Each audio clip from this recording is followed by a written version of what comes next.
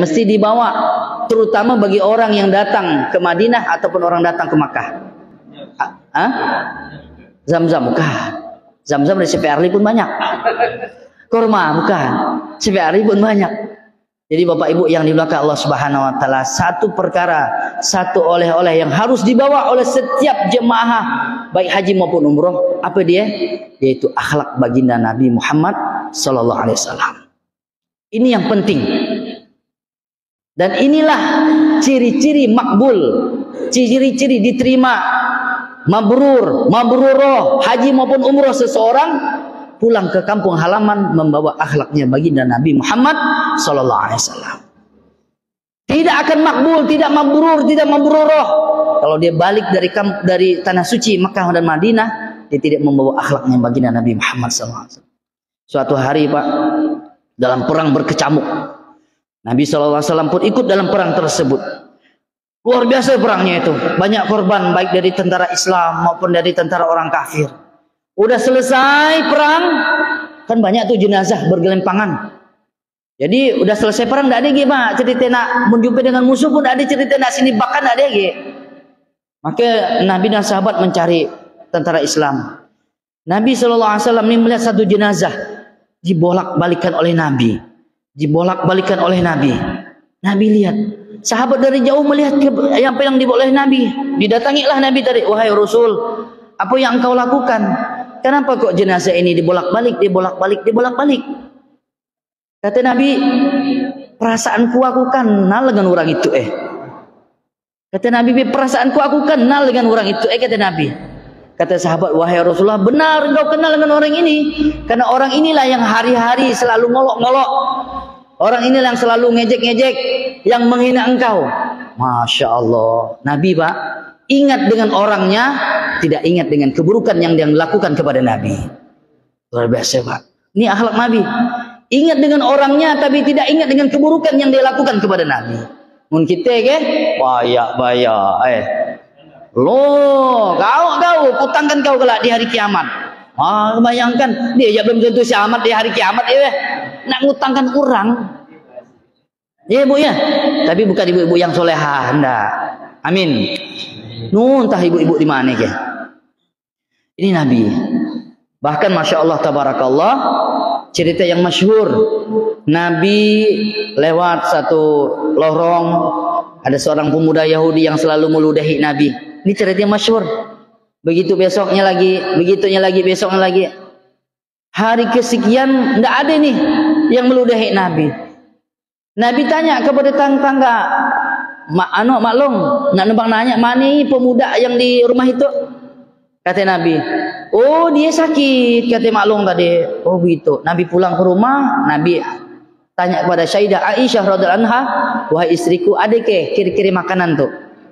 Nah kemana bang? Yo nak main silaturahmi sih Jadi Pak Bu, silaturahmi itu bukan amalan jemaah tablik. Yang kita tahu kan silaturahmi itu jemaah tablik jauh segini. Nah, silaturahmi adalah amalan Rasulullah sallallahu alaihi wasallam. Dan mun silaturahmi jangan kosong, bawa gorengan, goreng pisang, goreng bakwan bawa. Nabi datang ke rumah orang Yahudi tadi, pemuda. Dan betul orang pemuda Yahudi tadi sedang sakit. Dan dalam hadis itu disebutkan dalam kitab Muntakhab hadis, bapaknya itu ada. Waktu Nabi mendatangi pemuda itu tadi, bapaknya ada di samping pemuda itu Pak. Nabi mengajak pemuda itu untuk masuk Islam. Dan dia menoleh kepada bapaknya. Bapaknya mengatakan, ikutlah Muhammad. Maka singkat cerita Pak, dia mengucapkan syahadat, kemudian meninggal dunia. Dan kata Nabi, tidak ada kebahagiaan yang lebih besar kecuali masuknya dia, orang tadi, ke dalam Islam. Kalau kita diludahi orang, kurang ajar dia tuh. Kita ludahi, dia meludahi kita sekali, kita ludahi 2-3 kali. Tapi tidak dengan Nabi Muhammad SAW. Akhlaknya luar biasa Pak.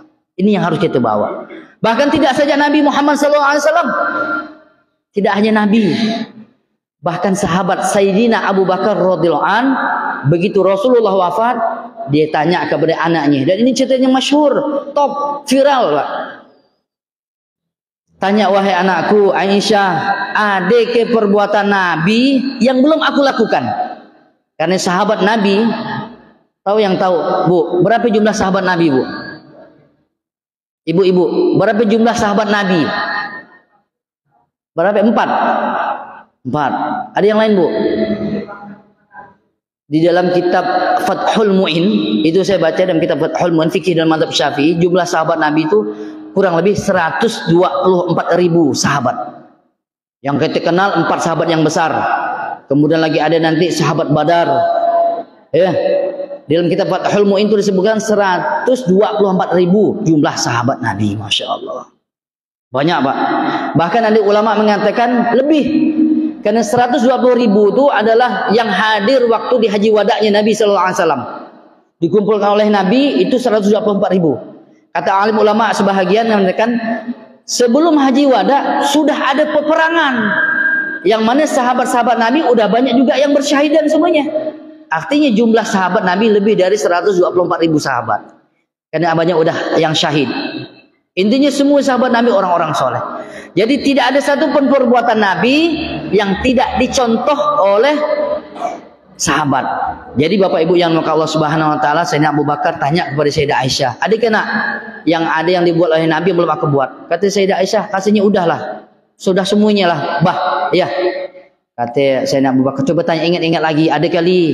Diingat Sayyidah Aisyah, "Oh, ada. Nabi setiap hari datang ke ujung pasar, di sana ada nekwan-nekwan orang Yahudi. Nabi selalu datang ke ujung pasar, Nabi datang memberi makan orang tersebut." Maka Sayyidina Abu Bakar pun, Pak, pulang ke rumah bawa makanan, datang ke ujung pasar, ketemu dengan nekwan tadi. Kemudian dia lihat nekwan tu sambil ngerepek, sambil mencaci menghina Nabi. Oh, kata hati-hati orang kampung.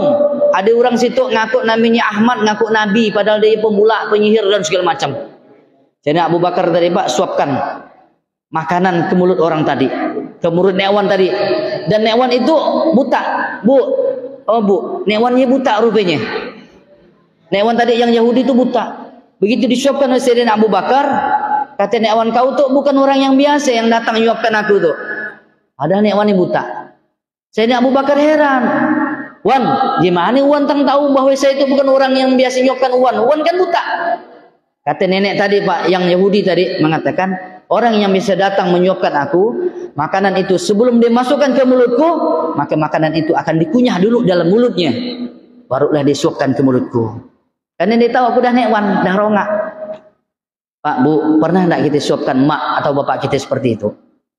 Suapkan, kunyah, masukkan dalam mulut mak atau bapak. Pernah tidak? Mungkin belum pernah. Ini boleh, Pak, Bu, kita praktekkan kepada ahli keluarga kita, kepada emak, kepada, kalau ke anak sih dah biasa waktu kecil. Maka Bapak Ibu yang Allah Subhanahu wa taala, Sayyidina Abu Bakar, "Wahai nekwan, ketahuilah, orang yang dulu biasa menyuapkan nekwan, itulah orang yang selalu nekwan caci maki setiap hari. Sahabat saya itu namanya Muhammad atau Ahmad." Maka nekwan itu menangis guguk bahasa kita, Pak. Luar biasa. Padahal hari-hari saya hina, hari-hari saya caci maki, ternyata akhlaknya luar biasa. Ucapkan syahadat, masuk Islam pada saat itu juga. Maka Bapak Ibu yang Allah Subhanahu wa taala, saya katakan tidak ada oleh-oleh yang terbaik yang harus dibawa oleh jemaah haji maupun umrah kecuali akhlak baginda Nabi Muhammad sallallahu alaihi wasallam. Kalau dia balik membawa akhlak Nabi, maka haji ataupun umrahnya makbul, sukses diterima oleh Allah. Tapi kalau dia balik malah makin parah, tidak bawa akhlak Nabi, itu ciri-ciri haji dan umrohnya ditolak oleh Allah Subhanahu wa taala. Mudah-mudahan yang sedikit bermanfaat, Bang Ipon udah kode-kode dah. Mudah-mudahan bermanfaat, oleh Allah berikan kekuatan kepada saya pribadi untuk mengamalkannya. Jadi tidak hanya diomongkan tapi diberikan kekuatan untuk mengamalkan. Berapa? Nanti ditanya oleh Allah saya itu. Hasbi kau pandai ngomong tolen, ngamalkan dan bisa, kata Allah. Nah, minta doa. Ini saya yakin ini orang-orang soleh. Ibu-ibu yang solehah, doanya diterima oleh Allah Subhanahu wa taala. Yang benar semua datang dari Allah Subhanahu wa taala, yang salah ngeramput sikit-sikit intermezzo dari saya pribadi. Mudah-mudahan oleh Allah Subhanahu wa taala jadikan sisa-sisa umur kita, sisa-sisa umur yang bermanfaat buat diri kita dan orang lain. Yang belum berangkat haji maupun umroh, dimudahkan oleh Allah untuk haji dan umroh. Yang udah berangkat haji dan umroh, mudah-mudahan berkali-kali didatangkan oleh Allah Subhanahu wa taala. Ini saja dapat saya sampaikan. Billahi taufiq wal hidayah. Assalamualaikum warahmatullahi wabarakatuh. Waalaikumsalam warahmatullahi wabarakatuh. Jazal khair Ustaz Asbinur yang sudah memberikan sugesti, memberikan motivasi kepada jamaah Safari Fajar dan juga Masjid Asy-Syuhada dengan motivasi untuk berangkat haji dan umrah sebagai panggilan Allah.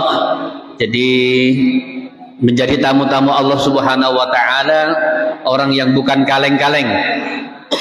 Jadi yang dipandang spesial dan juga merupakan orang-orang yang khusus. Semoga kita mendapatkan panggilan Allah sehingga menjadi tamu Allah, berangkat haji dan umrah, dan juga membawa bekal akhlak. Nah, ini yang penting. Jadi akhlak yang kita bawa dari haji dan umrah sebagai oleh-oleh.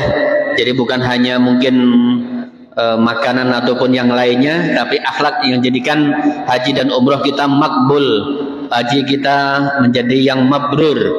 Jadi akhlak daripada baginda Nabi Muhammad sallallahu alaihi wasallam, wa ma bu'istu li utammima makarimal akhlak. Jadi Nabi diutus itulah untuk menyempurnakan akhlak, sehingga kita termasuk di antara umatnya yang mendapatkan nanti akhlak yang terpuji. Bapak Ibu jamaah salawat yang dirahmati Allah, infak subuh ini adalah Rp430.000. Ajarakallahu fima ataitum wa barakallahu fima abqaitum wa jallaka tahura. Semoga Allah menerima dan memberikan balasan terhadap apa yang kita sedekahkan, kita infakkan dan juga kita keluarkan, serta memberikan berkah pada harta yang tersisa itu sebagai pembersih adanya. Jadi jadwal kita insya Allah hari Sabtu kita ke veteran, jadi masuk ke arah jalan veteran, masuk ke Roban, masuk ke Perum, dan juga nanti kita berputar di sekitaran Sekip Baru. Kemudian hari ini habis safari fajar kita diundang oleh Bapak Dr. Haji Sumardi. Kita kopi morning di rumah beliau, milad beliau yang ke-77. Kemudian hari ini Ba'da Isya ya, kita diundang oleh Pak Haji Husnan, ada Ustadz Hatoli. Insya Allah nanti kita di Masjid Al-Ikhwan di Sungewi, jadi Komplek Agung Lestari. Demikian informasi yang dapat kami sampaikan. Marilah kita tutup kajian Ta'lim subuh ini dengan doa kafaratul majlis. Bismillahirrahmanirrahim. Subhanallah bihamdika, anta astaghfiruka wa atubu ilaik. Dan kita akhiri dengan salam-salaman. Akhirul kalam wabillahi taufiq wal hidayah. Assalamualaikum warahmatullahi wabarakatuh.